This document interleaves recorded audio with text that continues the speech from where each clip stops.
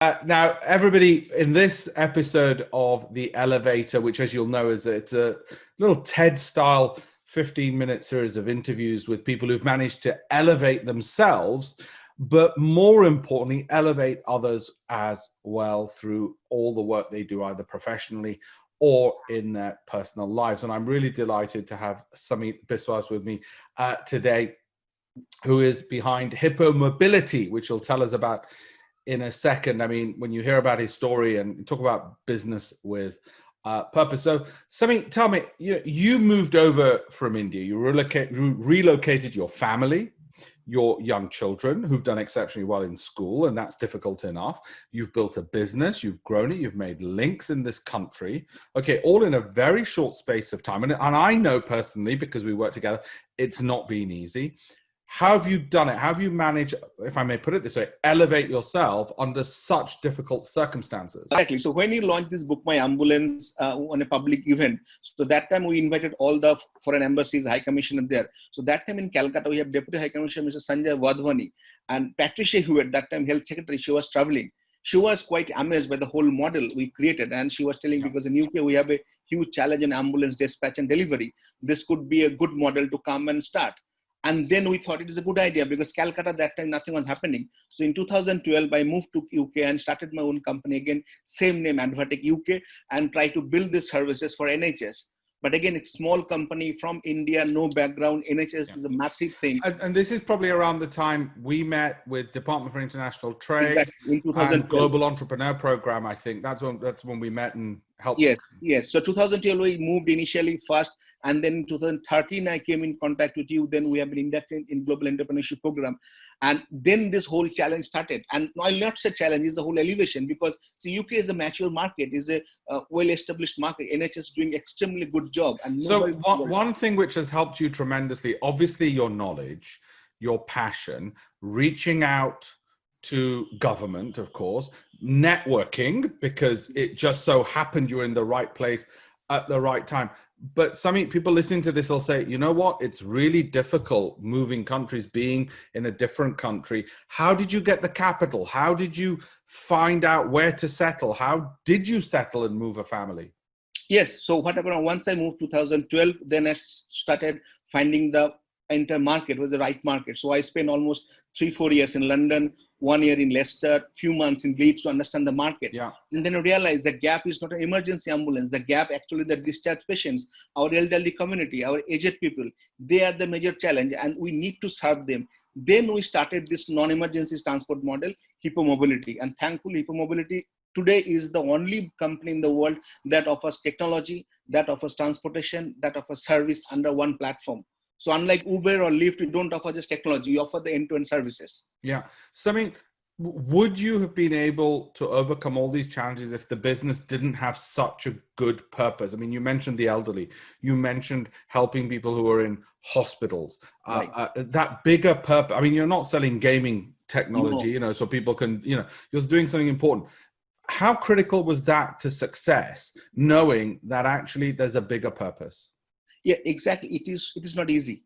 And particularly to convince the government, convince the NHS, doing to the right person. I think your team like GEP, DIT, to really help us well to presenting us in the right platform, presenting us to the right person who can help us to do that. And it's not easy because you know better than me, like my views has been refused 5 times, 3 times my own, 2 times my family. Yeah. But even I can bet on everybody. Anybody got this situation, they said, leave it, it is not my cup of tea. Yeah. But I know how we manage this thing, how we overcome all this thing. Now we are also raising money to grow these businesses. Yeah. So that and that's a really important point, Samit. We shouldn't underestimate it. Even with government help, your visa still got rejected and these things can happen. Yeah. But I have to say, I've noticed how you've persisted. But you're right. Everybody else would say, Samit, leave it, just forget it. It's not going to work.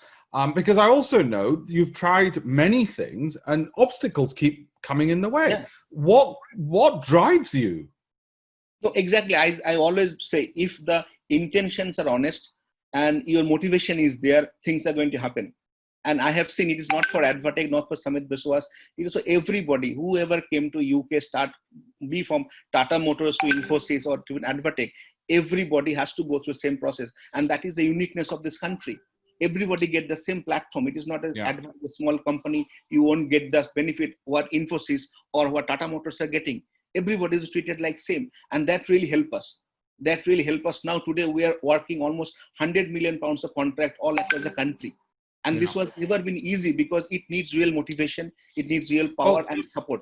And I've seen it, Samit. I mean, I'm saying honestly, I've been so impressed. It was you. I mean, okay, so let me put it this way. Let me tell the audience. So here you are, new person in a new country with a family, lots of bills to pay, as anybody would have. Yeah.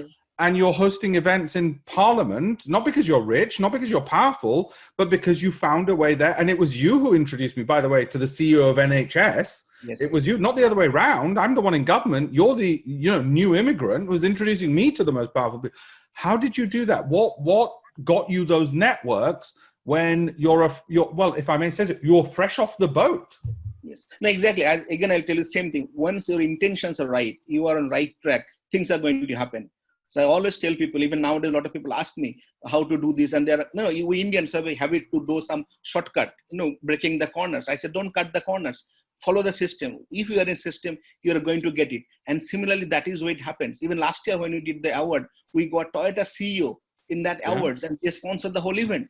And when no, wait, you can't just say it like that. How? People will be watching this going, stop making it sound so easy. How do you do it? Do you just write to them? Do you just stalk them? Do you wait outside their homes until they come out? Do you blackmail them? How do you do this? No, it's basically, again, similar story, because my whole business model is a community focused, is a social impact business model. And that really gives us the entry to talk about this. And that is the end of the day. I know every business has to make money to sustain, but how much you are making contribution to the society, to the local economy, to the local job market, that really makes the difference. And that is where advertising hypermobility creates the whole difference. So we are such a unique business model. We are serving the elderly community. We are creating more jobs in the local market by adding more drivers on board. We don't take self-employed drivers. We create more jobs. We are hiring new people. When due to coronavirus, people are losing jobs and we are still hiring. We have done 3 important high-level hires during this pandemic period. So that is what is happening. So it's the whole challenge is the communication. How you communicate, that is more important. And your communication has been inspired. And I'll tell you why. Because listen, I was born in this country and I've never been mentioned in Parliament. You have. Yes. Do you want to tell people about that? Yes, really. It's quite uniqueness. Even I never thought I'll be dying. So when I came here, I realized we Indians, particularly the Bengalis from Calcutta and Bengalis from Bangladesh, both are in this country. There is a gap. So immediately what I started doing, I try to match them. And award or doing something in Parliament, that is something that really worked out very well. And thankfully, again, Alpesh, your role comes here because through you, I got some introduction in the media sector, like Asian Voice, like the Gujarat Samachar. They are also people who really helped me to achieve this thing. And I thanks to Samit Patel for his entire support because he believed in me. He trusted me. He has seen how difficult it is, but still I'm going ahead. Even 2 days before the event, there is no money. I said, don't worry, uncle, just go ahead. We'll arrange the money. And after the event, we arranged the sponsorship money to cover the cost. So he trusted me and that really worked. So my simple message to all of this, our old fellow members, friends, families, trust and communicate. So if you believe yourself, and that is all I say, do not lose heart.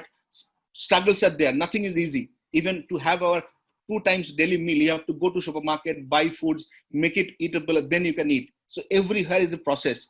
Don't cut the corners, follow the process, believe yourself, believe others, things will happen. Things are bound to happen. And that is why today we are now in NASDAQ. I never thought my details will be there in Times Square in New York.